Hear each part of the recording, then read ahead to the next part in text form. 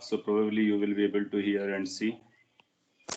So अगर आपको दिखाई और सुनाई दे रहा है तो हम लोग आगे बढ़ते हैं एंड सैटेलाइट मोशन को कंप्लीट कर लेते हैं।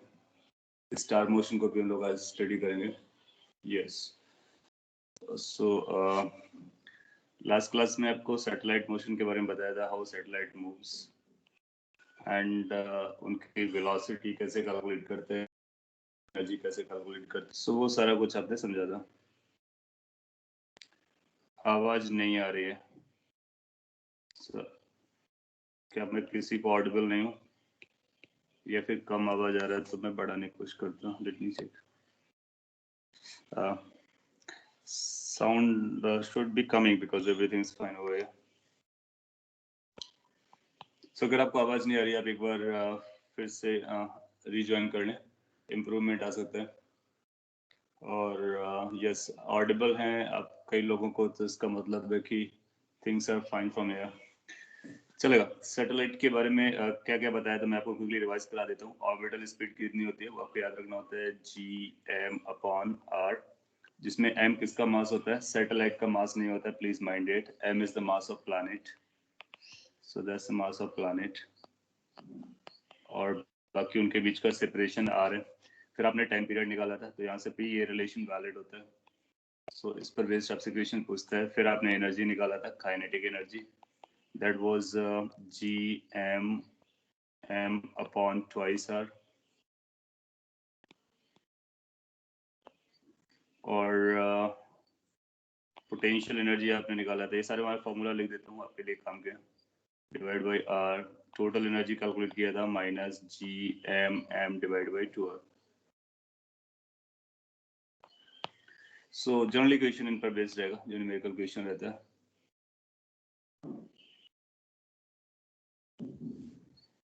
सो इसके बेसिस पर आपने कुछ कैलकुलेशन किए थे। फिर आपने एक एस्केप वेलोसिटी के बारे में पढ़ा था, तो उसके बारे में बता देता हूँ। एक क्वेश्चन भी करा दूंगा एस्केप वेलोसिटी के बारे में। एस्केप वेलोसिटी, एस्केप वेलोसिटी आपने पढ़ा था कि अगर अर्थ से एस्केप करते हैं तो इसकी वैल्यू √2Gme/r आता है फ्रॉम द अर्थ सरफेस। किसी और लोकेशन से करेंगे तो उसके लिए आपके पास आइडिया है, तो मैं आपको इक्वेशन देता हूँ, तो कहीं और पर और स्टेज से आपको करना होगा। फिर उसको कैसे कैलकुलेट करते हैं उसी आइडिया को यूज करेंगे जो लास्ट क्लास में आपको एक्सप्लेन किया था। फिर आगे बढ़ेंगे। तो सपोज कर लीजिए आपसे ऐसा बोलता है कि a body moves around Earth near the Earth's surface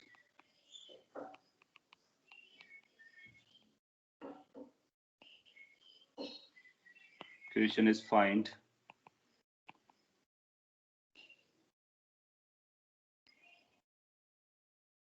escape velocity, और ऐसा लिख सकते हैं कि find energy required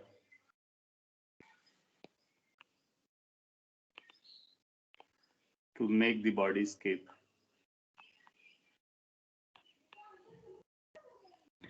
सो अगर हम से एनर्जी पूछता है तो हम एनर्जी बता देंगे, और अगर वेलोसिटी पूछता है तो फिर हम वेलोसिटी के टर्म में बता सकते हैं, क्योंकि वो एनर्जी जो होगी वो काइनेटिक एनर्जी के फॉर्म में गई होगी। सो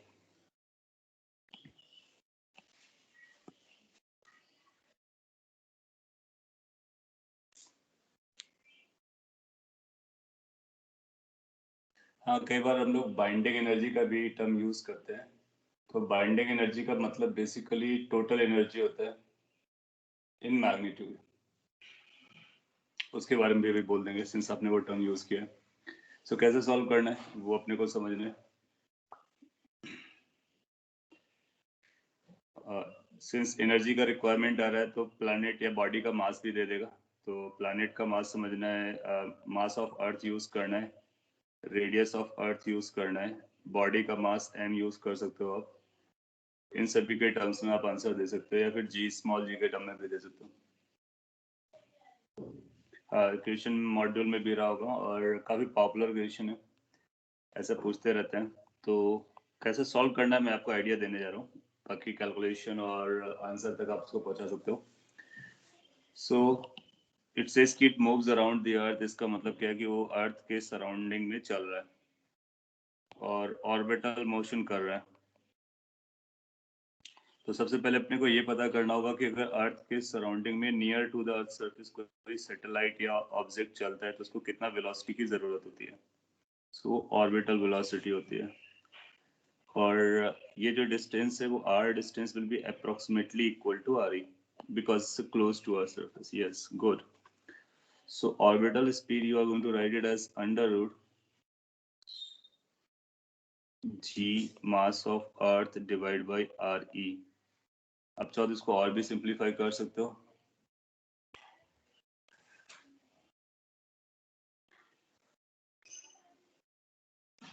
Anyway, आपको दिखाई नहीं दे रहा है, आपने ये ज्वाइन किया ना जो सैटेलाइट और स्टार नाम की वो चल रहा है, हालांकि आप इसी पे ज्वाइन किए होंगे।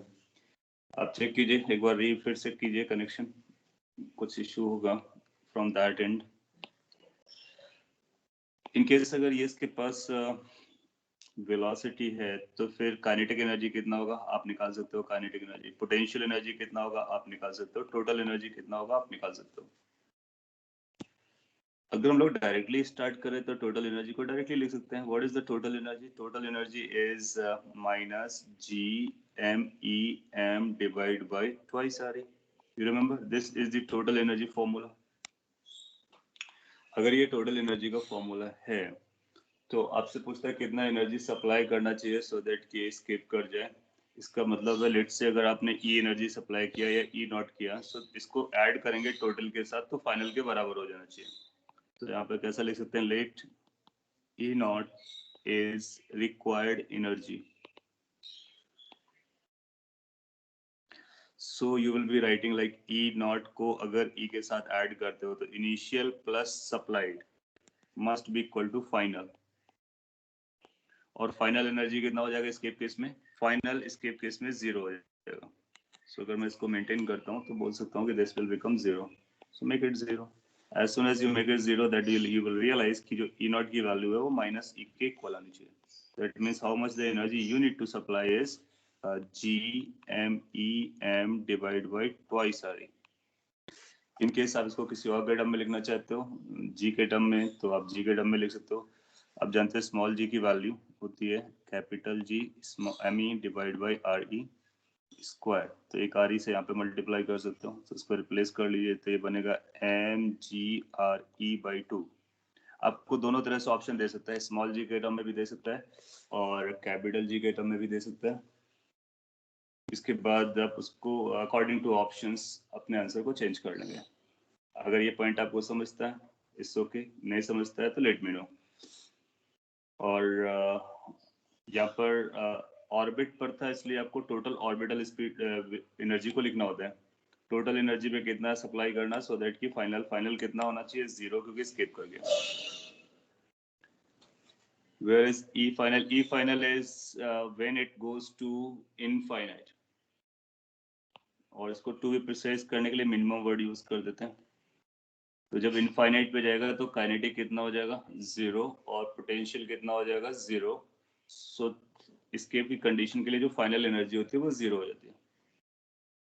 इसलिए ई फाइनल को क्या लिखा गया 0, आपको दिख रहा होगा स्क्रीन में, इट वाज टेंडिंग टू 0।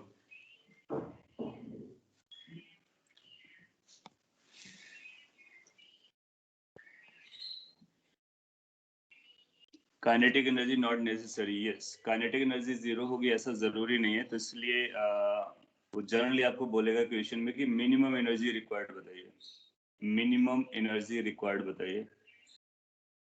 इसलिए आपको मिनिमम एनर्जी के लिए काइनेटिक को 0 करना पड़ेगा। अगर मिनिमम वर्ड नहीं यूज किया गया तो फाइनल काइनेटिक एनर्जी में को यूज करेंगे हम लोग कहीं ना कहीं। Then you are writing, can you give one more example? Yes, we can have one more example.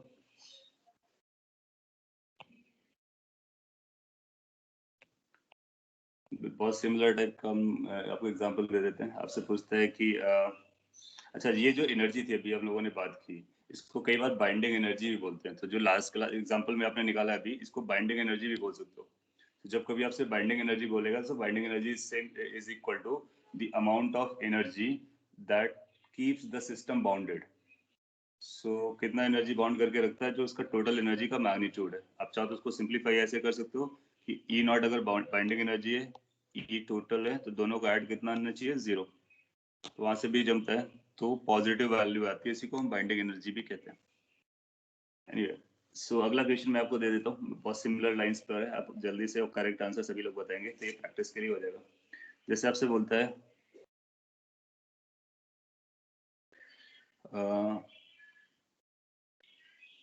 why we took v naught not vc। चलेगा, तो आपका जो डाउट है मैं अभी थोड़ी देर में अच्छा, ये आपका उससे रिलेटेड है। देखो क्या होता है, ये वी नॉट और वीसी जो मैंने आपको बताया, ये वी नॉट के बारे में बताया, इसको आप बोल जाओ।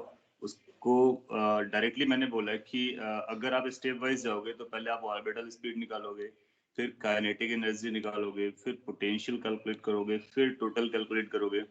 Instead of going on these steps, you can directly remember कि what is the total energy for any orbiting or any body to that is moving around the earth। तो अगर अर्थ सरफेस के अराउंड कोई भी orbit करेगा या कोई भी मूव करेगा, तो उसके लिए टोटल एनर्जी ये रहती है। बस आपको क्या करने की जरूरत है, आर की जगह पर आर को सब्सटीट्यूट करने का। स्केप हम क्यों नहीं यूज कर रहे हैं, क्योंकि स्केप के लिए स्केप तुमको कैलकुलेट करनी है। स्केप तो अपने को कैलकुलेट करनी है, तो अपने टोटल एनर्जी निकाल ली, अब इसको आप स्केप एनर्जी के बराबर कर दो, सो दैट्स स्केप एनर्जी। वहां से स्केप वेलोसिटी कैलकुलेट कर सकते हैं, जो आपने फाइनली कैलकुलेट किया। समझ में आ गया, बहुत अच्छी बात है।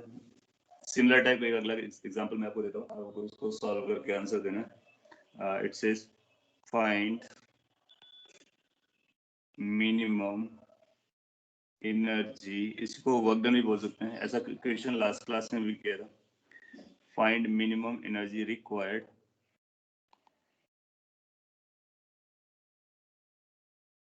To send an orbiting body around Earth, r is equal to, let's say, twice re to infinite। कई तरह से लैंग्वेज यूज की जा सकती है कि एक ऑर्बिटिंग बॉडी है जो एक पर्टिकुलर हाइट पर ऑर्बिट कर रहा है, उसको इनफाइनाइट पे सेंड करने के लिए कितना मिनिमम एनर्जी का रिक्वायरमेंट आएगा। ऐसा भी बोल सकता है कि उस सिस्टम को डिसमेंटल करने के लिए कितने एनर्जी की जरूरत है बताइए, या फिर उसकी बाइंडिंग एनर्जी कितनी है बताइए। सबका एक ही रूल है कि आप एनर्जी कंजर्वेशन से कैलकुलेट करेंगे।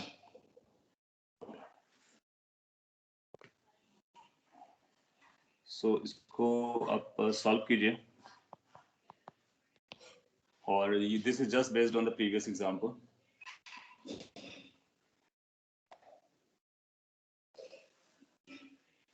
एक answer capital G capital M into M upon 4 ही बताया गया, बाकी लोग भी कैलकुलेट कर लें।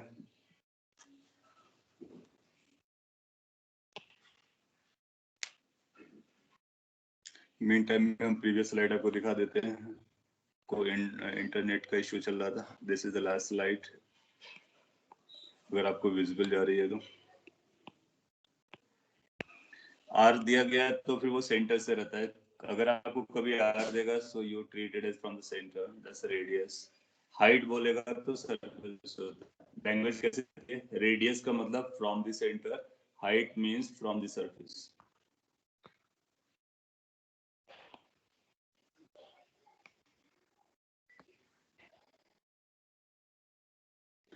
Okay, let's come back to the equation, और ये इक्वेशन आप सॉल्व। हाँ, स्मॉल जी के टर्म में भी आंसर दिया जा सकता है, कैपिटल जी के टर्म में भी आंसर दिया जा सकता है, डिपेंडिंग ऑन की आप को रेडियस को बदल लेंगे, रेडियस को स्मॉल जी के टर्म में उसको रिप्लेस कर देंगे। 4 RE अधिकतर लोग बता रहे हैं, और कुछ 2 RE भी बता रहे हैं, चेक कर लेते हैं। तो आपको क्या करना है, total energy, what is the total, you claim total energy minus GMEM divide by twice R, that is the total energy. अब आपको आर के सब्स्टिट्यूट करना है, आर की वैल्यू ट्वाइस आ रही है, सिंस आर की वैल्यू ट्वाइस आ रही है, सब्स्टिट्यूट कर दोगे तो ये बनेगा minus G M E M divide by 4 आ रही है. So this is the energy which the satellite or the body has with the earth. Now अगर आप इसको आपसे पूछता है बाइंडिंग एनर्जी कितनी है, तो इसका माइनस साइन हटा करके बता दीजिए that is the binding energy. और अगर आपसे पूछता है कि कितना मिनिमम एनर्जी की रिक्वायरमेंट है, तो उसके लिए भी आप मिनिमम एनर्जी के लिए कॉन्सेप्ट लगा सकते हो. E required is equal to E total. तो जब आप E total रखेंगे तो प्रॉपर आ जाएगा. और अगर मैं प्रॉपरली लिखूं तो ये लिखेंगे this required minus G M E M divide by 4 R E is equal to 0. 0 क्यों लग रहा है? क्योंकि आप उसको इनफाइनाइट पे ले जा रहे हो. इनफाइनाइट पे पोटेंशियल 0 होता है. ये टर्म्स याद रखना, पोटेंशियल 0 होता है. काइनेटिक को हम रिक्वायरमेंट के बेसिस पे 0 करते हैं. तो जब मिनिमम बोलेगा तो फिर हम उसको काइनेटिक को भी 0 करके टोटल 0 बोलेंगे. So E required is equal to GMEM divided by 4RE, which can also be written as small m GRE by 4. So either of the way, अगर options आपको मिलते हैं उन बेस पर आप इसको सॉल्व कर लोगे. चलता है. अब हम आपको सैटेलाइट्स के बारे में कुछ बता देते हैं. कुछ इंपॉर्टेंट सैटेलाइट्स होते हैं और उनके बारे में कुछ थ्योरेटिकल क्वेश्चंस आते हैं, जैसे कि geosynchronous orbits, geostationary orbit particularly, और पोलर ऑर्बिट्स बारे में. सो एक एक करके मैं आपको बता देता हूँ. तो पहले जियो स्टेशनरी के बारे में बता देते थे, जिसके बारे में जनरल इक्वेशन आपसे पूछता है.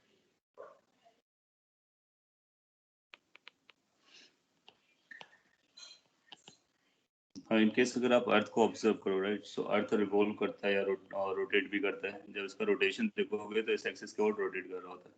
और आप जानते हो कि ये वेस्ट से ईस्ट की तरफ रोटेट करता है. वो सारे स्टोरीज आपको पता रहती हैं. और यहाँ पर जो लाइन होती है दैट्स कॉल्ड इक्वेटर, जिसको दो पार्ट में डिवाइड करता है, northern hemisphere and southern hemisphere में. और इसके बाद में अगर हमको किसी सैटेलाइट को रखना होता है या फिर किसी बॉडी को स्पेस पे प्लेस करना होता है, तो हम ऑर्बिट चूज करते हैं. कई तरह से ऑर्बिट चूज किए जा सकते हैं. मैं सारे ऑर्बिट्स बनाने की कोशिश करता हूँ और एक एक करके फिर एक्सप्लेन कर देता हूँ. अगर इस तरह का एक ऑर्बिट बनता है, जो कि आप इमेजिन कर सकते हो सर्कुलर ऑर्बिट है, लेकिन उसका प्लेन जो है वो इक्वेटर प्लेन पर लाई कर रहा है. सो इक्वेटोरियल प्लेन पर लाई करेगा. इसको हम जियो स्टेशनरी नाम से जानते हैं. और भी कई तरह से ऑर्बिट्स बनाए जा सकते हैं, may be like this. Okay, ये नहीं बन पाएगा. सो दूसरा अगर मैं डॉट से बनाता हूँ तो कुछ इस तरह से बना सकते हैं.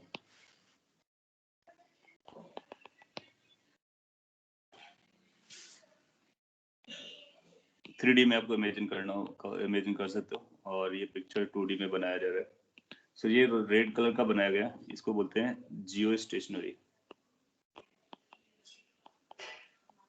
सो geostationary orbit is in the plane of equator. बहुत इंपॉर्टेंट पॉइंट है. और जो इक्वेटर से ही पास करेगा, और लेकिन कोई और प्लेन होगा, किसी एंगल पर होगा, तो उसको हम जियो सिंक्रोनस कहते हैं. जियो सिंक्रोनस एक बहुत बड़ा टर्म होता है, उसमें जियो स्टेशनरी भी लाई करता है. तो थीटा की वैल्यू अगर कुछ है तो उसको जियो सिंक्रोनस नाम से भी जानते हैं. तो अगर आपसे पूछता है कि क्या जियो स्टेशनरी ऑर्बिट एक जियो सिंक्रोनस ऑर्बिट है, यस. क्या एक जियो सिंक्रोनस ऑर्बिट जियो स्टेशनरी है? No.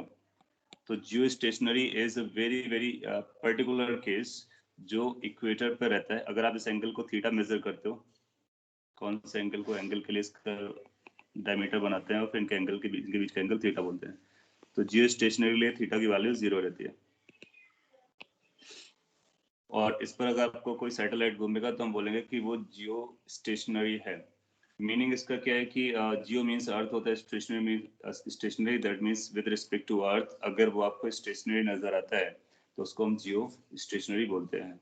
So stationery it appears, या सैटेलाइट अपीयर्स, मैं लिख देता हूँ शॉर्ट में फॉर दोज जो अभी तक जिन्होंने इसके बारे में नहीं पढ़ा. satellite appears to be at rest from Earth.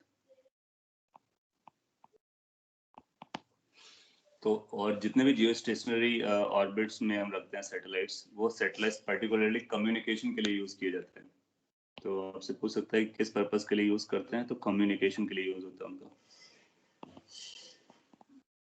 For example आपका जो डीटीएच है, टीवी चलाने के लिए हो गया, या फिर मोबाइल टेलीफोनी के लिए हो गया, तो इस तरह की चीजों के लिए इनका यूज करते हैं।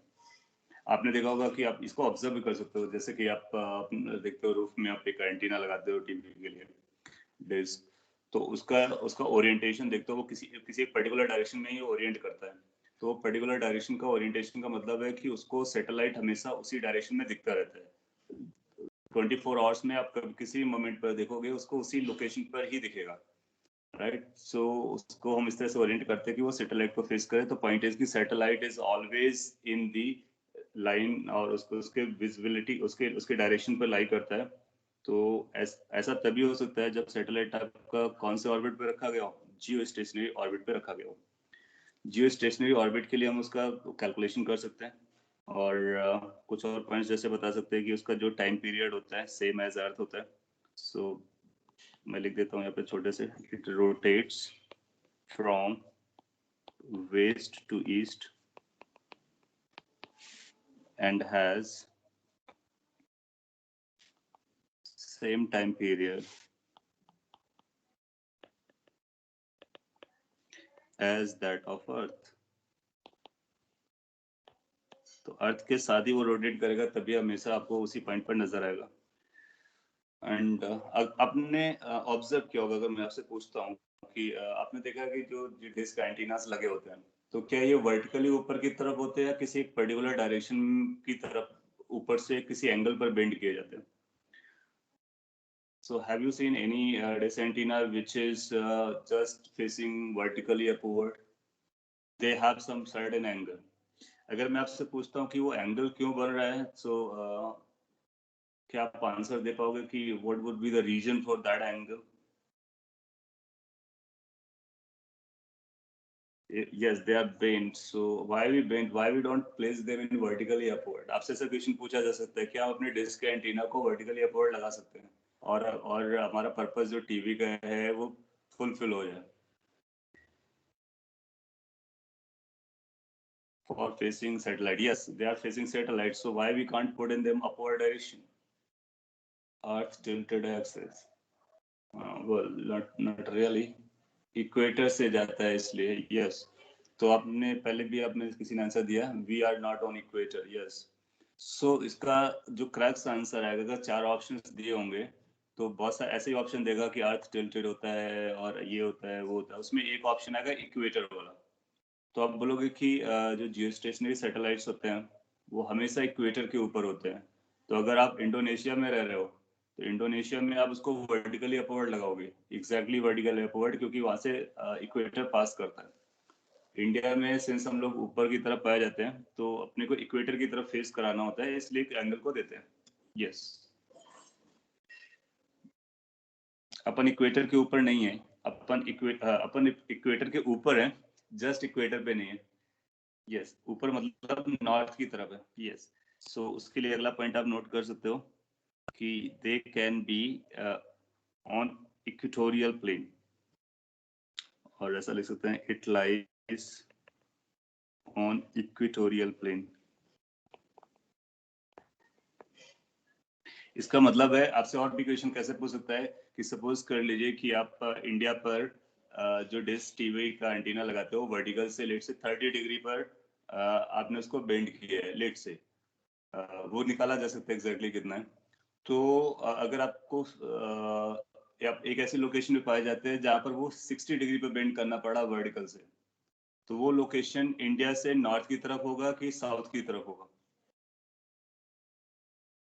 अगेन माय क्वेश्चन, मैं ऑर्डरली आपसे पूछ रहा हूँ, ऑर्डरली आंसर कर दीजिए। मैं एक बार रिपीट करता हूँ क्वेश्चन कि in case in India the dish TV antenna is facing or making 30-degree angle from the vertical, then at one place if this angle is 60 degree from the vertical, then that place lies which side, north side और south side. चार option बनाने के लिए east west भी लगा सकते हैं, तो बेसिकली नॉर्थ और साउथ में आपको आंसर देना होगा।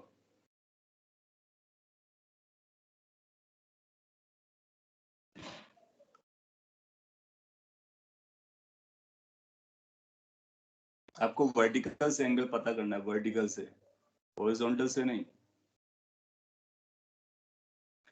तो आप जानते हो कि आप इक्वेटर की तरफ आओगे तो वर्टिकल से एंगल 0 बनता है, और अर्थ की तरफ अगर 30 बन रहा है तो अर्थ नॉर्थ की तरफ लाई कर रहा है, और भी नॉर्थ जाएंगे तो एंगल बढ़ेगा। अगर हम नॉर्दर्न हेमिस्फीयर की बात करें तो नॉर्दर्न हेमिस्फीयर में अगर आप केवल पाए जाते हैं तो जितना भी आप नॉर्थ की तरफ जाएंगे वर्टिकल से एंगल बढ़ेगा, इक्वेटोरियल प्लेन से एंगल कम हो जाएगा, या फिर हॉरिजॉन्टल से एंगल कम हो जाएगा, ऐसा बोल सकते हो। या so north is going to be correct answer.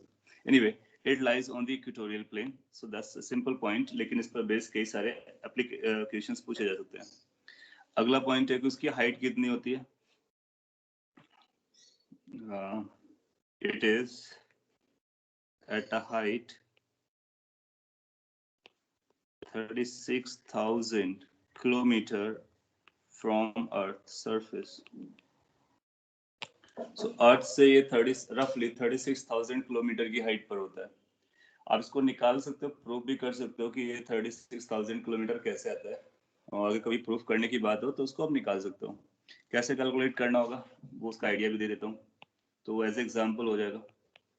और लेट्स से आपको ये पता है कि जो टी की वैल्यू होती है, टी स्क्वायर की value, that is equal to, या फिर टी लिखना चाहें तो टी लिख सकते हैं, this is equal to twice pi under root G mass of earth R raise to power 3/2।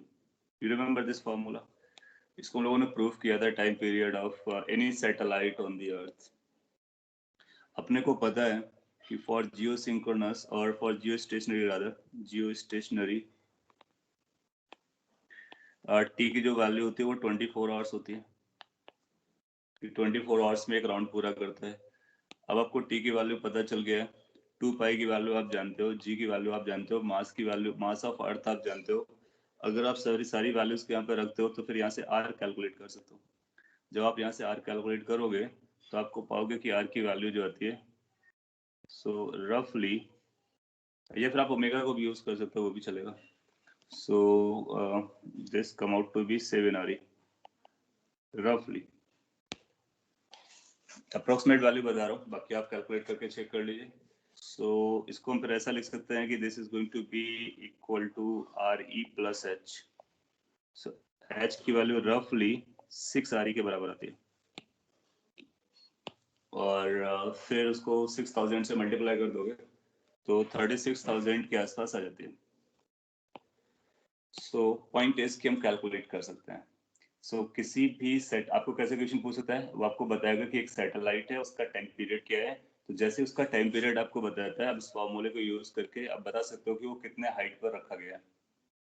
और अगर आपको हाइट बताता है तो आप ये बता सकते हो उसका टाइम पीरियड क्या है। इसलिए ये जो फॉर्मूला है एक्सट्रीमली इंपॉर्टेंट फॉर्मूला है जब कभी हम प्लैनेट्स और स्टार्स के बारे में और सैटेलाइट्स के बारे में बात करते हैं। अगर आपको सैटेलाइट की लोकेशन पता है तो आप उसका टाइम पीरियड बता सकते हो, टाइम पीरियड नोन है तो उसकी लोकेशन बता सकते हो। तो ये जियो स्टेशनरी के बारे में हो गया, जो कि मोस्ट इंपॉर्टेंट है। इसके बाद और भी ऑर्बिट्स होते हैं, पोलर ऑर्बिट होता है। पोलर ऑर्बिट्स कौन से कैसे मूव कर रहा होता है, तो वो पोल से जो मूव करते हैं उनको हम पोलर ऑर्बिट कहते हैं। उसको भी मैं इसी में ड्रॉ कर देता हूँ। अगर कोई ऑर्बिट ऐसा बना रहा है तो इसको हम बोलेंगे that is polar. Polar orbit का जो सैटेलाइट होगा वो आपको कुछ टाइम पे ही दिखेगा, हमेशा नहीं दिखता है। और इसको हम जब यूज करते हैं वो किस पर्पस के लिए, रिसोर्सेज को आइडेंटिफाई करने के लिए कि कैसे जियोग्राफिकल डिस्ट्रीब्यूशंस क्या है रिसोर्सेज का, वो सारा, या एनवायरनमेंट कैसा है, या ओशन के बारे में पढ़ना है, तो उनके लिए हम पोलर को यूज करते हैं। तो सबका अपना अलग अलग पर्पस है। Pole to pole, yes. तो ये बेसिक इन्फॉर्मेशन है, उसको आप अलग से भी और भी पढ़ सकते हैं। एक बार ऐसे भी है किसी बुक में तो और डिटेल में दिया होगा। जितना अपना काम का है वो हम लोगों ने समझ लिया। इसके बाद अपने को पढ़ना है बाई पोलर स्टार।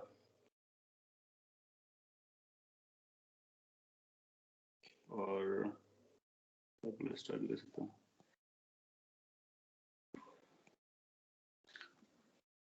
तो मैं जनरल डेफिनेशन स्टार लिख देता हूँ और फिर उसमें बाइपोलर लगा देंगे। सो स्टार के बारे में आप जानते हो कि स्टार एक बहुत बड़ा मास का कलेक्शन होता है। उसके साथ उसके सराउंडिंग में बहुत सारे प्लैनेट्स होते हैं। प्लैनेट्स के सराउंडिंग में बहुत सारे सैटेलाइट्स हो सकते हैं, आर्टिफिशियल मे बी नेचुरल, और तो एक बहुत कॉम्प्लेक्स सिस्टम है। और जो स्टार होता है वो किसी गैलेक्सीज का पार्ट होता है। फिर गैलेक्सीज, फिर यूनिवर्स, बहुत सारी कॉम्प्लेक्स स्टोरीज है। अगर आपको इंटरेस्ट है तो आप उसके डीप स्टडी कर सकते हो। अपने लिए क्या इम्पोर्टेंट है कि जो स्टार्स हैं वो कैसे स्टेबल होते हैं। जैसे आप देखोगे कि सन है, तो सन के अराउंड पूरा सब कुछ चल रहा है, लेकिन सन को भी तो फिक्स करने वाला कोई चाहिए, क्योंकि सन किसी के साथ फोर्स लगा रहा होगा और that is also going to be stationary या फिर एटलीस्ट स्टेबल। तो उसकी स्टेबिलिटी कैसे चेक करते हैं? तो बाइपोलर, ट्राइपोलर, मल्टीपोलर, इस तरह से हम बात कर सकते हैं। तो अगर दो स्टार्स होंगे तो हमारे किस तरह से चलते हैं, उसके लिए हम आपको कैलकुलेशन बताते हैं। तो लेट्स अपने पास एक स्टार है जिसका मास m1 है और एक दूसरा स्टार है जिसका मास m2 है। फिर इन स्टार के सराउंडिंग में चल रहे होंगे क्या? प्लैनेट्स होंगे। प्लैनेट्स के सराउंड, जैसे एक अर्थ प्लैनेट हो गया, प्लैनेट्स के अराउंड क्या चल रहे होंगे? सैटेलाइट्स चल रहे होंगे। तो इस तरह की कॉम्प्लेक्स पिक्चर रहती है। अब हम लोग स्टार पर फोकस कर रहे हैं, बाकी चीजों को एक तरफ कर देते हैं। नाउ अगर ये दो हैवी बॉडीज हैं, उनके बीच का कोई सेपरेशन रहा होगा? बिल्कुल रहा होगा। ये दोनों अपने ग्रेविटेशनल फोर्सेस की वजह से स्टेबिलिटी अचीव कर सकते हैं। कैसे स्टेबिलिटी अचीव कर सकते हैं? तो आप पाओगे कि अदरवाइज आप देखोगे तो इसमें फोर्स लगेंगे ग्रेविटेशन के, जो कि अट्रैक्टिव होगा, वो एक दूसरे को अट्रैक्ट करके पास पास लाने की कोशिश करेगा। सो ओवर द टाइम वो क्या करते हैं कि अगर कुछ बॉडीज या स्टार्स पास पास आ गए तो वो सिंगल बन जाते हैं। लेकिन अगर उनके पास डायनेमिज्म हुआ तो वो एक ऐसा सिस्टम क्रिएट कर सकते हैं जिससे वो स्टेबल बन जाए। तो उसके लिए क्या करना होता है कि अपने को सेंटर ऑफ मास देखना होता है। तो इसका एक सेंटर ऑफ मास होगा, बिल्कुल होगा। वो सेंटर ऑफ मास से उनकी डिस्टेंसेस को पता कर सकते हैं। सो लेट्स से कि जो फर्स्ट की डिस्टेंस है सेंटर ऑफ मास से, वो r1 है। सेकंड की डिस्टेंस जो सेंटर ऑफ मास से, वो r2 है। ऐसा बोल सकते हैं। अपने पास कुछ इक्वेशन है, तो मैं मैथमेटिकल मॉडल बना रहा हूँ जो अपने काम पे। आप बोलोगे कि जो r1 और r2 का एडिशन है वो टोटल सेपरेशन के बराबर होगा। तो एक इक्वेशन अपने को यहाँ से मिलने वाली है। अच्छा, अगर ये मूव नहीं कर रहे होंगे तो आप पाओगे कि ये स्टेबल नहीं बना पाएंगे, फिर वो पास पास आएंगे, तो इनको मूव करना पड़ेगा। अब कैसे मूव करेंगे वो डिपेंड करता है। तो लेट्स से कि इसके पास एक वेलोसिटी है, ये v1 से जा रहा है, और इसके पास एक वेलोसिटी है, ये v2 से जा रहा है। तो ये v1 v2 वेलोसिटी से जो लाइन ज्वाइनिंग है उसके परपेंडिकुलर ट्रेवल कर रहा है। अगर ऐसा सिचुएशन है तो आप पाओगे कि जो ग्रेविटेशनल फोर्स है वो सेंट्रीपिटल फोर्स को प्रोवाइड कर देगा। तो हम इक्वेशन लिखेंगे कि जो F की वैल्यू है ग्रेविटी की वजह से, वो m1 v1 square divide by r1 के बराबर आएगा। और ये जो फोर्स है उसका नाम फोर्स ऑफ ग्रेविटी है। तो फोर्स ऑफ ग्रेविटी जो है वो सेंट्रीपिटल फोर्स को प्रोवाइड कर रहा है। सो एक फर्स्ट इक्वेशन आपको पोजीशन से निकल गया है, सेकंड इक्वेशन आपको फोर्स बैलेंस करने से निकल गया है। फिर ग्रेविटेशनल फोर्स कितना एक्ट कर रहा होगा ये तो हम लोग जानते हैं, दो पार्टिकल्स के बीच में। तो g m1 m2 upon r। अब देखिए यहाँ पर r भी है, r1 भी है, r2 भी है। किसको किसके साथ यूज करना है वो आपको समझ में आना चाहिए। सो जो हमने मिडिल में इक्वेशन लिखा है वो फोर्स को बैलेंस किया गया है। फिर ग्रेविटी की डेफिनेशन क्या है वो हमने लास्ट में लिख दिया। अब लास्ट के टू इक्वेशन को अगर आप एक साथ एसोसिएट करोगे तो आपके पास बनेगा m1 v1 square divide by r1 is equal to g m1 m2 divide by r square. Further simplification will lead to कि v1 स्क्वायर की जो वैल्यू है, और या फिर v1 की वैल्यू भी हम चाहे तो वो निकाल सकते हैं। तो v1 की वैल्यू कितनी आ जा रही है? v1 is going to be equal to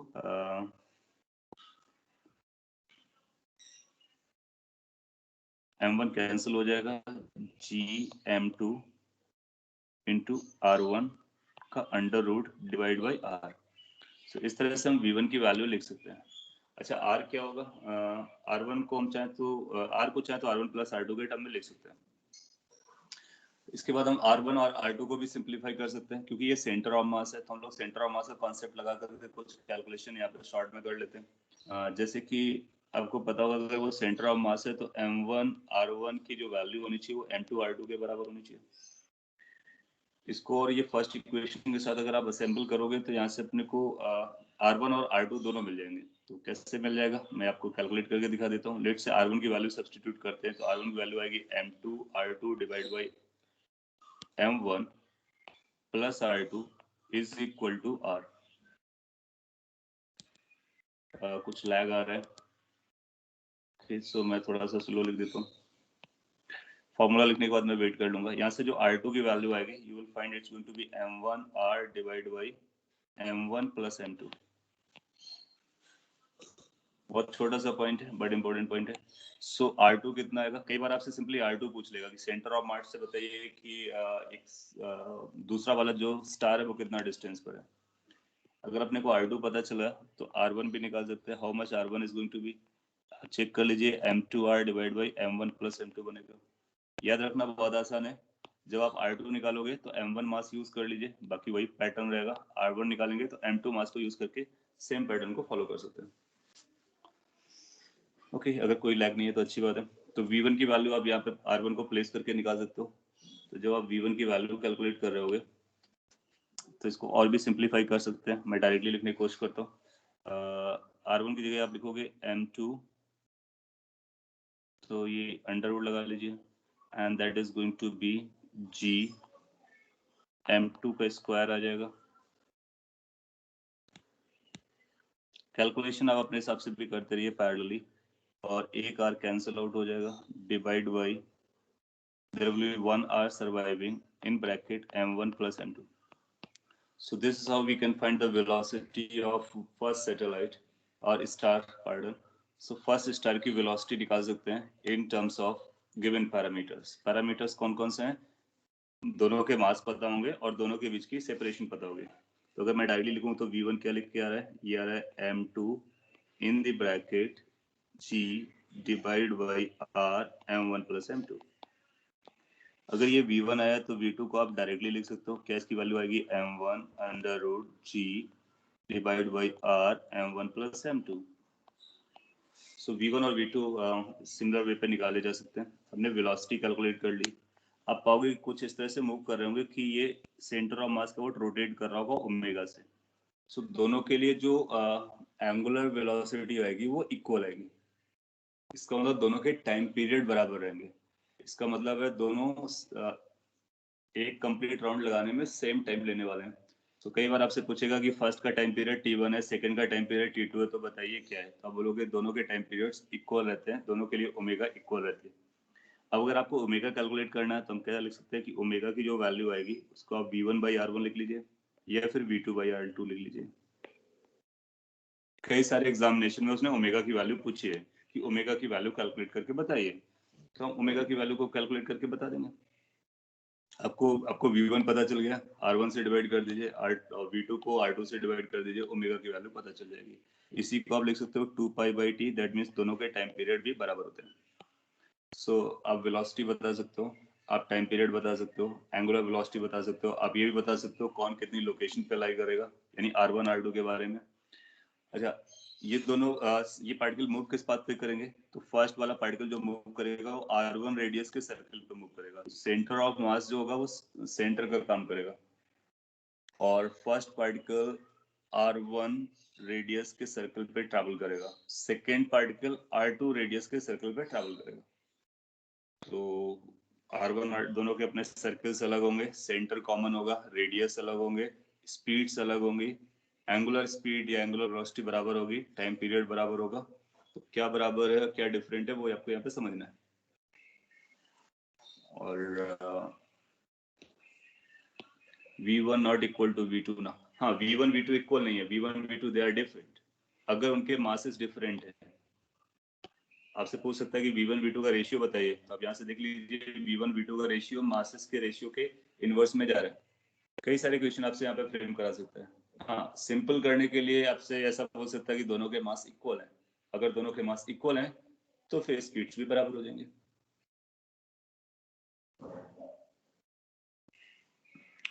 okay, इस पर मैं आपको एक क्वेश्चन देता हूँ और आपको उसको इसी का सिंप्लीफाइड वर्जन है, इसको सॉल्व करके आंसर दे देना है। You want revisions? ओके, एक बार मैं फिर से बोल देता हूँ, ध्यान से समझ लेने का। अगर नोट्स बना लिया है तो फिर अगला क्वेश्चन का आपको आंसर देना है। ये बाइनरी स्टार है।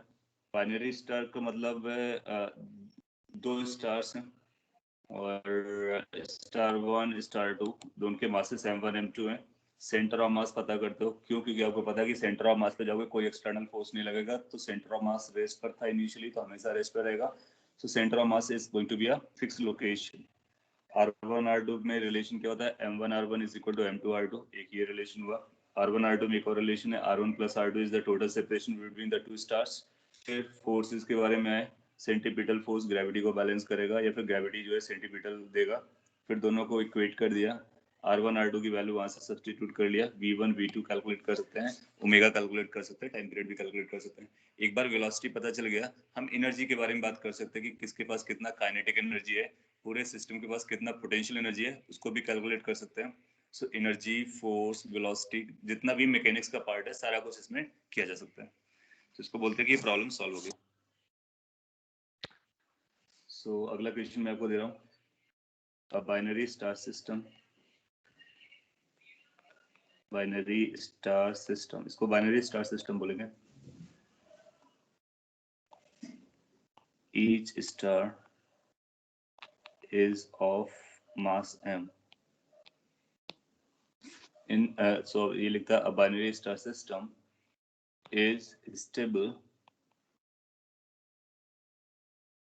under their mutual gravitational force alone। ऐसा लैंग्वेज लिखेगा। आपसे पूछता है find time period of their motion। आपको टाइम पीरियड कैलकुलेट करना उनके मोशन के बारे में, मोशन को लेकर के। और दोनों इक्वल मास के हैं, तो मैं फिगर ही बना दे रहा हूँ। आपको मास पता है, उनके बीच का सेपरेशन R नोन है। इन दोनों क्वांटिटीज को यूज करते हुए you need to find out what the time period they are going to have.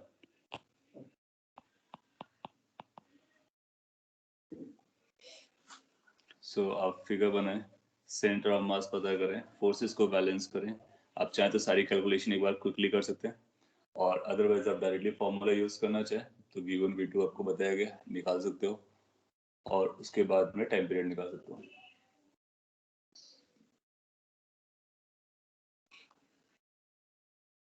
I am giving you 1 minute, इसके बाद हम लोग सॉल्व कर लेंगे इसको।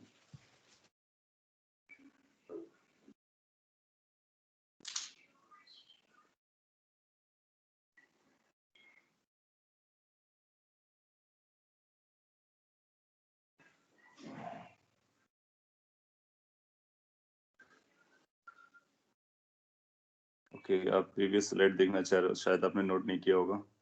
सो this is the previous slide, अगर आपको विजिबल हो रही है या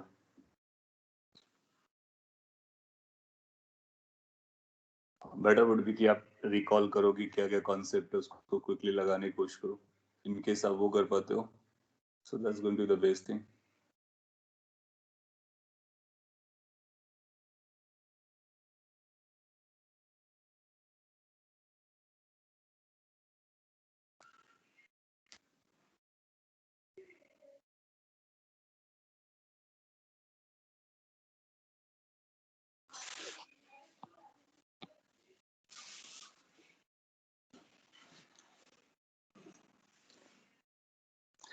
चलेगा, फर्स्ट टाइम आपने पढ़ा तो इतने जल्दी डाइजेस्ट करने में आपको इशू हो सकता है, तो मैं आपको बता दूं कि ये दो मासेस दिए गए हैं। सेंटर ऑफ मास कहाँ पे लाई करेगा? एग्जैक्ट मिड पॉइंट पे लाई करेगा, एग्जैक्ट मिड पॉइंट पे लाई करेगा। सो अगर आप चाहो तो इसको R1 बोल सकते हो, इसको R2 बोल सकते हो। आप ये क्लेम कर सकते हो कि जो R1 की वैल्यू है वो R/2 आएगी, और यही R2 की वैल्यू आएगी। ऐसा इसलिए क्योंकि दोनों के मास बराबर है। सो centre of mass mid point पे जाएगा, वो सारी स्टोरी। देन आपको ये क्लेम करना होगा कि किसी एक पर देखोगे तो होगा क्या, बेसिकली ये इस तरह से किसी वेलोसिटी V1 से चलेगा, तो ये इस तरह से किसी वेलोसिटी V2 से चलेगा। उनको सर्कल्स पे चलना पड़ेगा। इक्वल रेडियस सारी R1 R2 इक्वल है तो इसलिए वो इक्वल रेडियस के सर्कल पे चलेंगे। फिर सेंटीपिटल फोर्स ग्रेविटी बैलेंस कर रहा होगा तो ग्रेविटेशनल फोर्स आप इधर देखिए तो बोलोगे force of gravitation is going to be G(m1 m2 upon r square. लेकिन आपको ये भी पता होगा कि जो फोर्स ऑफ ग्रेविटी होगा वही सेंटीपिटल फोर्स होगा, सो ये बनेगा mv1 square divide by r1। ये पढ़ ये आपको इक्वेट करना आना चाहिए। Gravity force is the centripetal force और यही प्लानिटरी मोशंस में सारे जितने भी सेलेसियल बॉडीज होती हैं सब इसी को फॉलो कर रहे होते हैं। अच्छा, अब R1 की वैल्यू रख लीजिए तो एक m कैंसिल हो गया, ये बनेगा Gm upon r square is equal to V1 square divide by R1। R1 की जगह हम r/2 लिख सकते हैं। सो कुछ ऐसा बन जा रहा है V1 square is equal to एक r कैंसिल हो गया Gm/2। सो अगर आपको V1 कैलकुलेट करना था तो आप पाओगे √Gm/2 आ जाएगा। और अगर आप V2 भी कैलकुलेट करोगे तो आपको V2 की वैल्यू भी वही मिलेगी। सो V1 V2 दोनों वही आ जाएंगे। इसी चीज को आप क्या कर सकते थे, डायरेक्टली फॉर्मूला से जो प्रीवियस केस था उसी से निकाल सकते थे। अब देखो यहाँ पर V1 V2 दिखाया गया प्रीवियस केस में। M1 और M2 को M रख दीजिए। जैसे आप M1 M2 को M रखोगे तो ये बाहर M बचेगा और नीचे 2M हो जाएगा। ये बाहर वाला M जब अंदर जाएगा तो M स्क्वायर होगा, तो एक M कैंसिल आउट होगा तो Gm/2 ऐसा दिख रहा है। तो ये भी Gm/2 they won't collide. They will keep on moving in stable condition. They are in stable condition. That means they will remain stable. They will never collide. They will move on a circle. तो किस तरह का motion चलेगा इनका, अगर आपको motion समझना है तो मोशन कुछ ऐसा रहेगा। They will be moving on a circle. अगर वो इक्वल हैं तो एक ही सर्कल पे चलते हैं। इक्वल मास के अलग अलग मास के होंगे तो डिफरेंट डिफरेंट सर्कल पे चलेंगे। इक्वल मास के ये m है, ये m है। अगर ये इधर v1 से जा रहा था तो ये भी v1 से ही जाएगा, यानी दोनों की वेलोसिटी बराबर हो जाएंगी।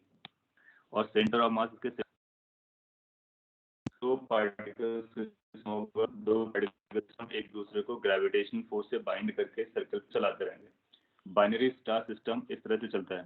तो कई बार दो स्टार आपस में मिलकर के एक एग्रीमेंट करते हैं, अगर मासेस इक्वल हैं तो फिर आप पाओगे कि वो एक सर्कल पर मूव करते रहेंगे इनडेफिनेट टाइम के लिए। They will never come closer, they will never collide until unless something else happens. अच्छा, अभी इसका टाइम पीरियड का वॉइस ब्रेक हो रहा है। maybe fluctuations in the net speed। इसके बाद आपको इसका टाइम पीरियड कैलकुलेट करना था तो आप बोलोगे टाइम पीरियड आएगा 2 पाई रेडियस, रेडियस का मतलब R1 डिवाइड बाई V1। सो ये बनेगा twice pi r/2 divide by V1। V1 अभी आपने कैलकुलेट किया √Gm/2। So what the final answer comes to is this √2 pi r divided by √Gm।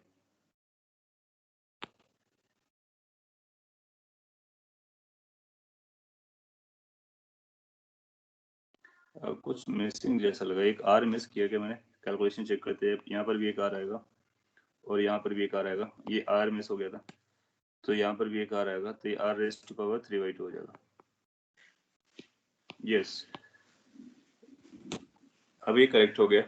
अब check कर लीजिए, होपफुली की वॉइस थोड़ी सी इंप्रूव हो गई हो। V1 की जो वैल्यू है √2 Gm/2 आ रहेगा, वही V2 हो जाएगा। टाइम पीरियड किसी एक का कैलकुलेट कर लो 2 पाई r1/V1 तो ये आ जाएगा।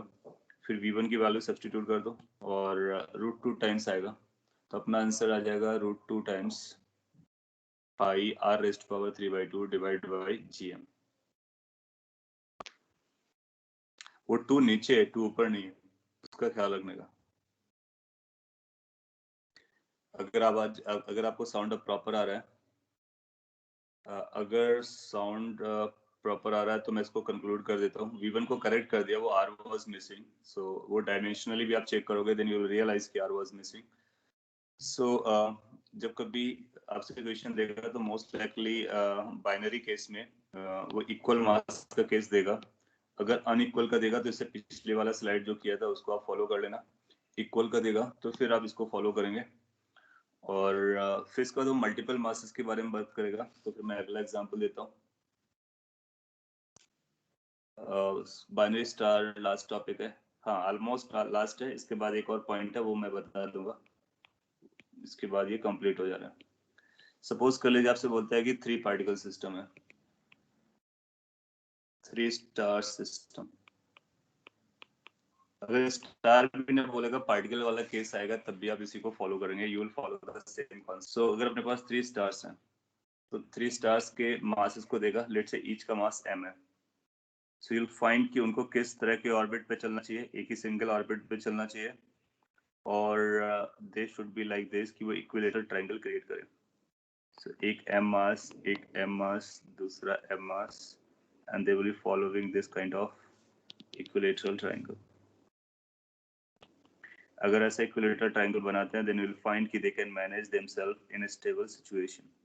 फिर इसको मूव करना पड़ेगा, इसको भी मूव करना पड़ेगा सेम स्पीड से। This also has to move with the same speed. So 3 stars can also be in stable equilibrium condition by arranging themselves in an equilateral triangle and moving in the same circle, in the same circle. Now जब आपको 3 या 4 का case पूछेगा, then you will find कि वो आपको equal मास देगा, so that कि हम उसको सॉल्व कर पाए इजिली। और अगर अनइक्वल मासेस होंगे तो फिर वो बहुत कॉम्प्लेक्स स्टोरी हो जाएगा। तो अनइक्वल केवल 2 के लिए देगा और 3 4 के लिए वो इक्वल दे सकता है। Now, इसको कैसे सॉल्व करना है, तो आप बोलोगे कि किसी एक को स्टेबल अगर आप प्रूफ कर लेते हो तो सारे स्टेबल हो जाएंगे। सो किसी एक को आप वॉच कर लोगे, सेंटर से इसको ज्वाइन कर लीजिए, ये इसके रेडियस का काम करेगी। या तो आपको रेडियस देगा, मोस्ट लाइकली वो रेडियस देगा, या फिर उनके बीच का सेपरेशन एल दे देगा। दोनों में से रिलेशन क्या है वो हम कभी भी पकड़ सकते हैं। इक्वेशन कैसे बनानी है वो मैं यहाँ पे लिखता हूँ।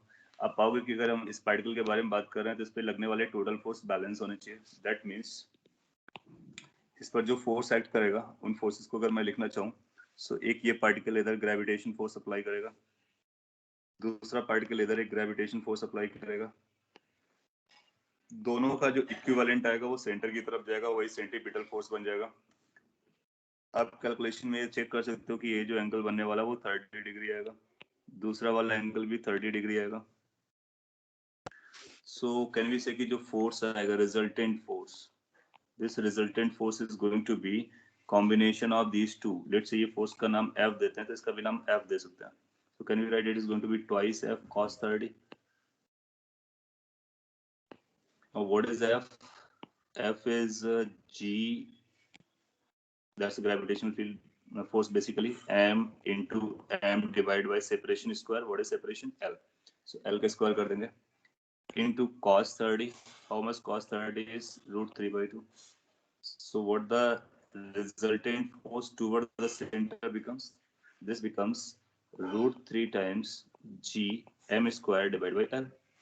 So that's the resultant force and this must be equal to the centripetal. So centripetal force बनाने के लिए आप बोलोगे कि this should also be equal to m v square divided by r.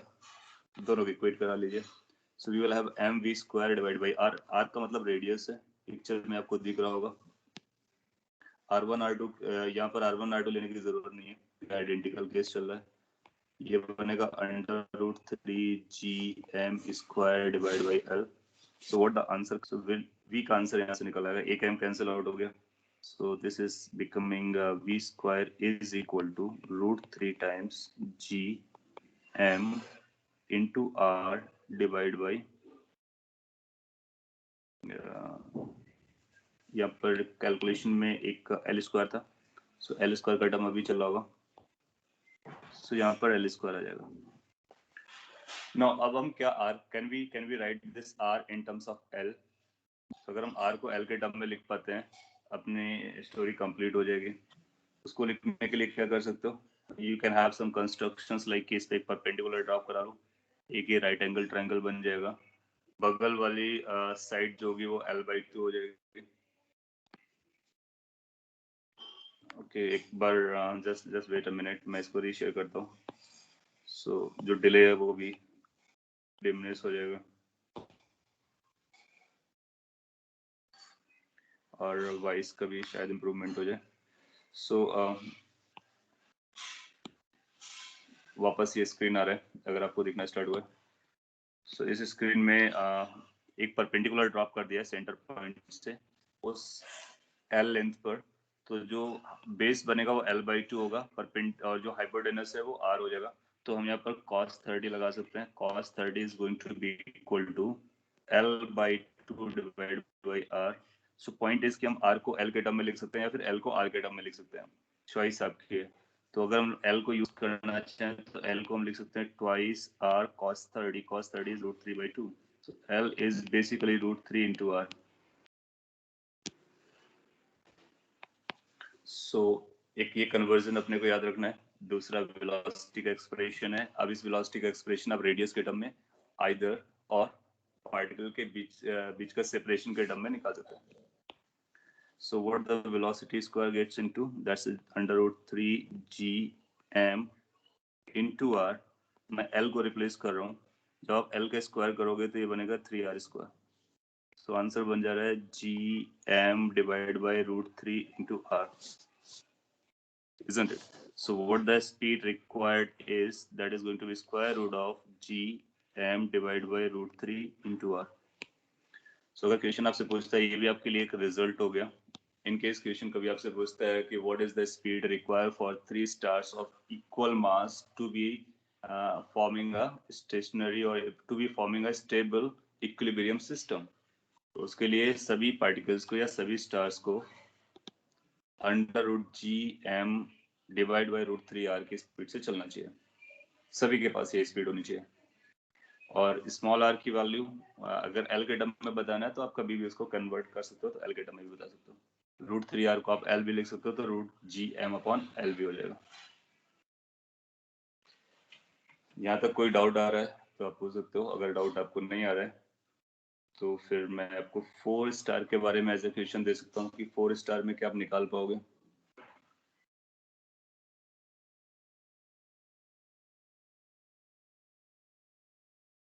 You want pass slide?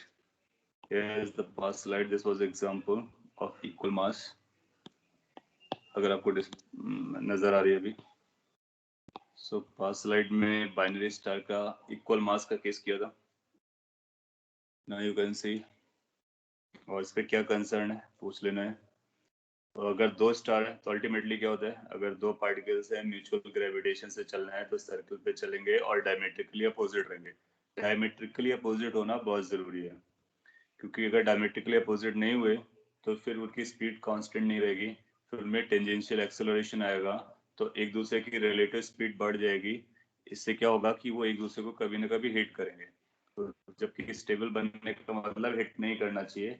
Hence, two particles, when they are forming a stable equilibrium system, they must be diametrically opposite.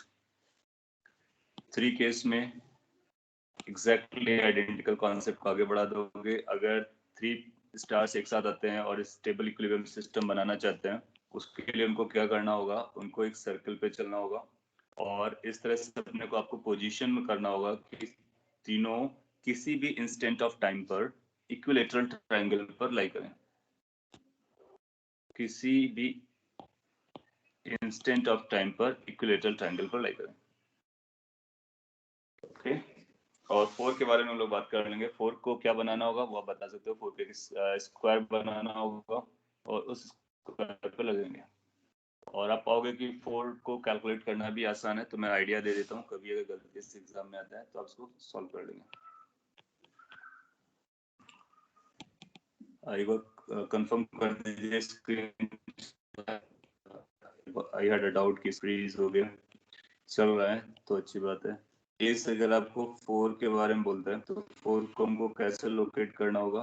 We need to locate 4 stars or particles on a circle such that they are creating a square। L side है और इसका भी L side रहेगा, तो square बन गया। Centre से इसको ज्वाइन करा दीजिए, ये इसकी रेडियस है। सभी पास से मिलाना पड़ेगा। वॉइस ब्रेक चल रही है। ओके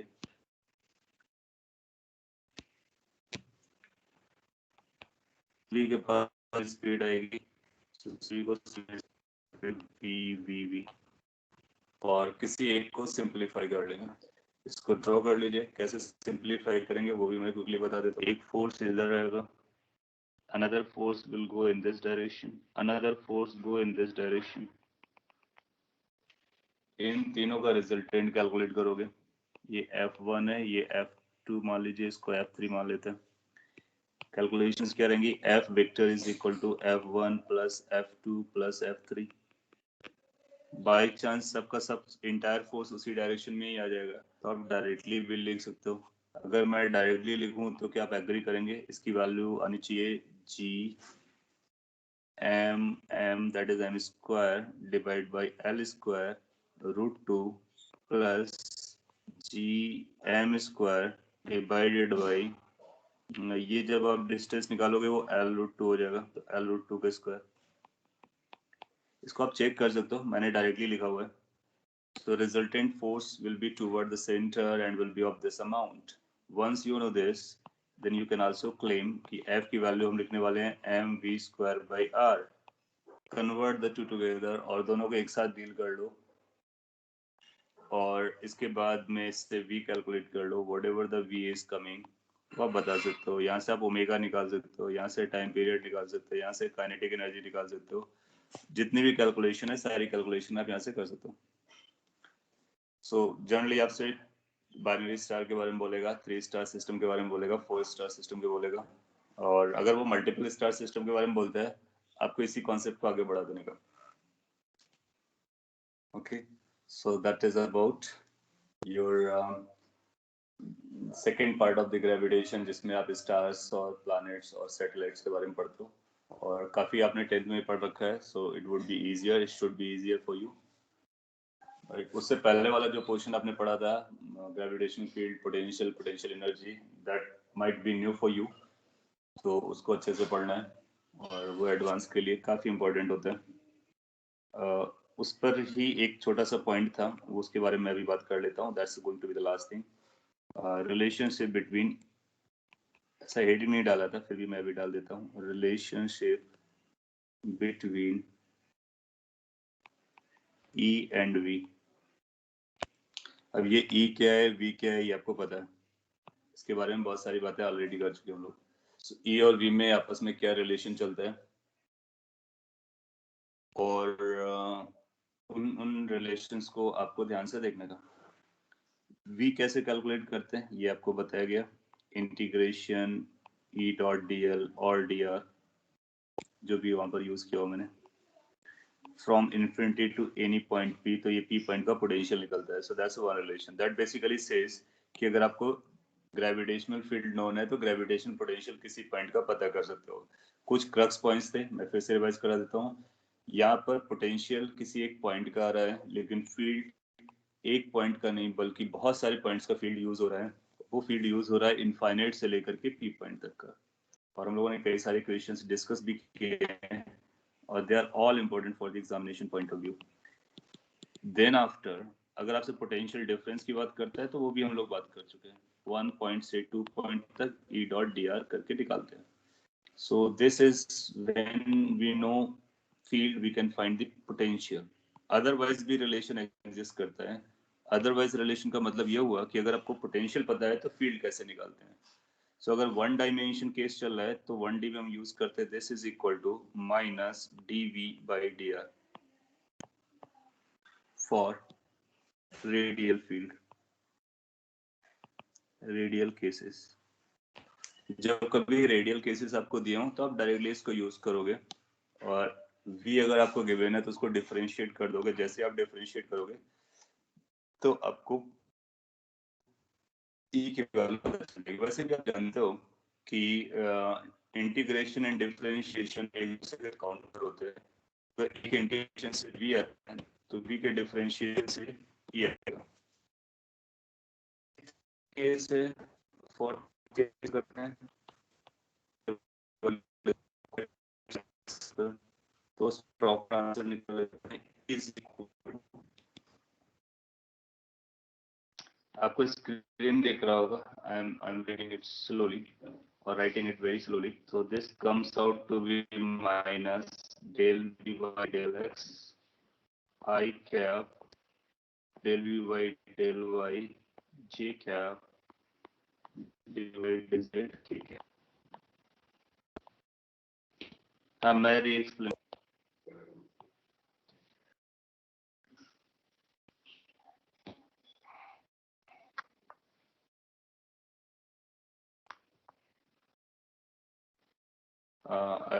क्या स्क्रीन में आपको देखा जो मैंने भी लिखा, एक बार मैं इसको रीशेयर कर, तो उसके बाद ये लास्ट पॉइंट है, उसको अच्छे से एक्सप्लेन कर देंगे, don't worry.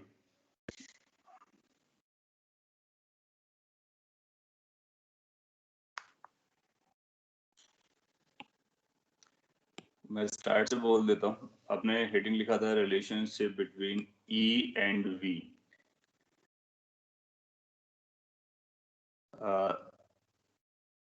E and V में वी को कैसे कैलकुलेट करते हैं? once e is known to you, you can calculate v by going for integration. You have used certain points और कुछ examples भी किए।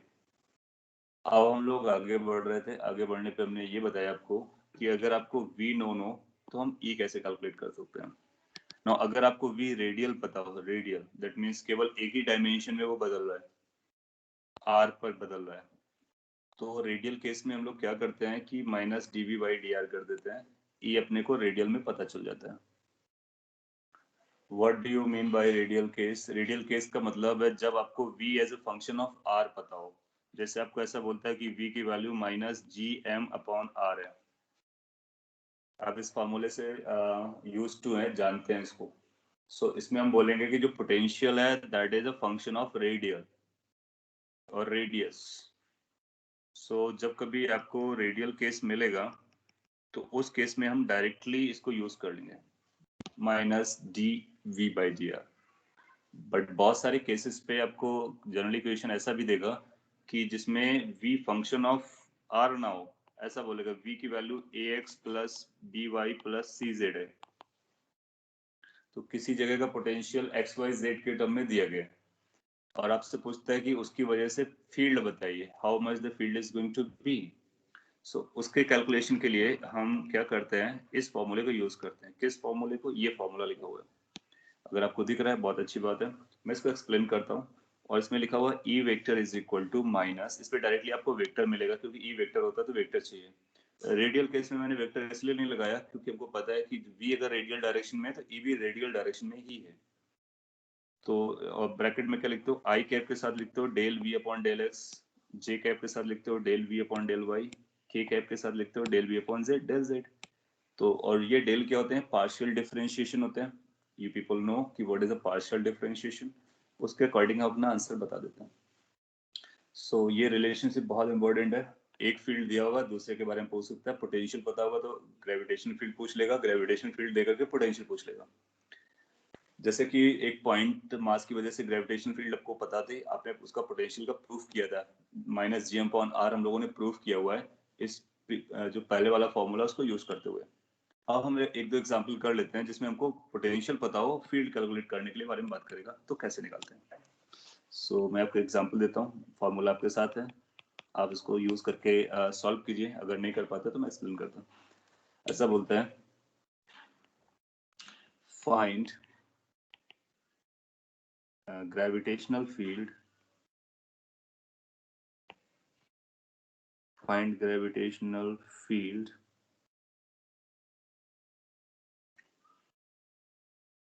at a point, let's say इसको पॉइंट का नाम भी दे देता हूँ मैं P 1,2,0 if there exists V is equal to minus 3xyz। सारा कुछ ऐसा यूनिट में, ऐसा हम लोग मान के चल रहे हैं। और अब मैं इसको एक्सप्लेन करता हूँ, आप ध्यान से समझ लीजिए, आप समझ जाएंगे तो वंस एंड फॉर ऑल हो जाएगा। आपको ग्रेविटेशनल पोटेंशियल गिवन है, आपसे फील्ड पूछता है और फील्ड का मैग्नीट्यूड और डायरेक्शन दोनों पूछ रहा है बिकॉज उसने वेक्टर बनाया है। So you need to find the magnitude, you need to find the direction, और ऑप्शन जैसा दिया जाएगा उसके अकॉर्डिंग हम बात कर लेंगे। सबको निकालना सब आना चाहिए। हम लोग क्या करेंगे, अपने को पता चला कि ये जो पोटेंशियल है ये function of X Y Z है, फील्ड निकालना है। तो सोल्यूशन के लिए आप बोलोगे कि अपने को आइडिया है कि जब कभी फील्ड का वेक्टर निकालना होता है या फील्ड हमको 3 डायमेंशन में कैलकुलेट करना होता है, so we got a formula is del V upon del X in the I direction plus del V upon del Y in the J direction plus del V upon del Z in the K cap. Partial differentiation जो कभी हम लोगों ने पहले learn कर रखा है उसका हम यहाँ पर यूज करेंगे, और ध्यान से समझने का। मैं उसको अलग से सॉल्व करके दिखा देता हूँ। पहले तो हम del V upon del X निकाल लेंगे। तो क्या बनेगा, del upon del X of V. V कितना है, -3xyz। आप जानते हो कि माइनस को बाहर निकाल सकते हैं, 3 को बाहर निकाल सकते हो, वाई और जेड को बाहर निकाल सकते हैं। डिफरेंशिएशन किसको करना है, तो जिसके रिस्पेक्ट में कर रहे होते हैं केवल वही सर्वाइव करता है, बाकी सबको अलग कर देते हैं। सो क्या इसकी जो वैल्यू आने वाली है वो -3yz आने वाली, that's going to be -3yz। Similarly del Y upon del V upon del Y calculate करोगे, अब तक आपको समझ में आ जाएगा कि इसकी वैल्यू कितनी आएगी। तो मैं डायरेक्टली लिख दे रहा हूँ, y का डिफरेंशिएशन 1 हो जाएगा तो ये xz बनेगा। और अगर आप del V upon del z calculate करना चाहते हो देन यू विल रियलाइज कि इसकी वैल्यू 3xy आने वाली है। अगर आपको ये चीजें रिकॉल आ रहा है, प्रॉपरली रिकॉल आ रहा है, so job is done. E vector कितना बनेगा, ई वेक्टर बन जाएगा minus 3yz I minus 3xz j cap minus 3xy k cap. So कभी आपको ई प्रॉपर निकालना हो तो ई प्रॉपर इस तरह से बताया जा सकता है। आप 3 को कॉमन ले लीजिए, this is coming yz I cap plus zx j cap plus y k cap.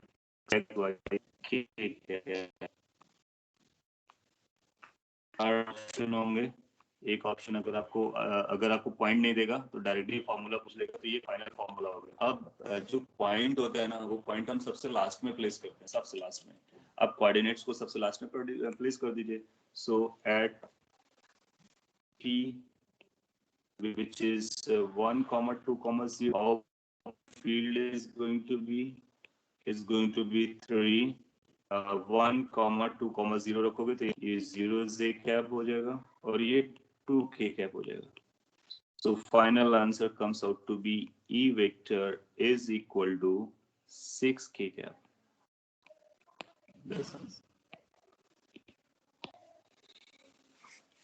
Voice is cracking. Okay. Net is the issue. Anyway, time भी आपका हो गया। एक बार इसको आप फिर से देख लीजिए, आपको स्क्रीन पे दिख रहा है। और कोई स्टेप आपको नहीं समझे तो उस स्टेप के बारे में आपसे बात कर सकता हूँ। अगर आपको स्टेप समझ में आया तो अच्छी बात है।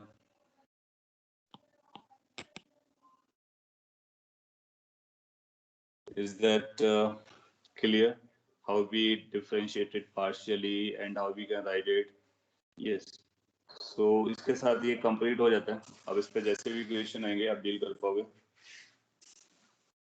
अनस्टेबल वाइज का कोई सोल्यूशन है क्या? बहुत टफ क्वेश्चन है। ऑफलाइन क्लासेस ही सोल्यूशन है एंड वी आर वेटिंग कि कितने जल्दी ऑफलाइन का कुछ हो। री explain final step. Final step पे पहले आप ई को कैलकुलेट कर लेते हो प्रॉपर फॉर्म में एक्स वाई जेड के टर्म में, और जो कोऑर्डिनेट्स आपको गिवन होते हैं उन कोऑर्डिनेट्स को आप सबसे लास्ट में प्लेस करते हो। तो सबसे लास्ट में हम लोग कोऑर्डिनेट्स को प्लेस करेंगे, फिर फाइनल आंसर बताएंगे। नेक्स्ट टॉपिक, हाँ इसके बाद हम लोग नेक्स्ट टॉपिक की बात करेंगे।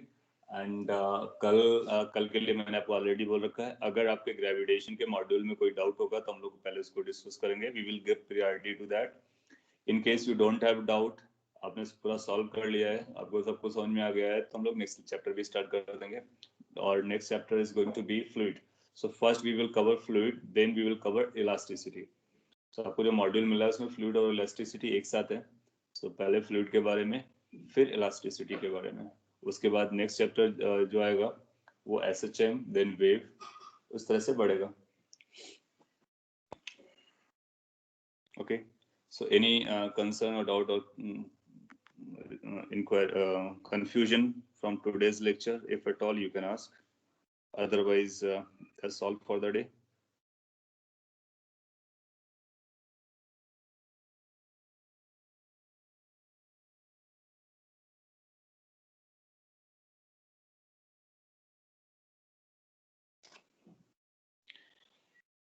ओके, आप ऑफलाइन क्लासेस के बारे में बात कर रहे हो?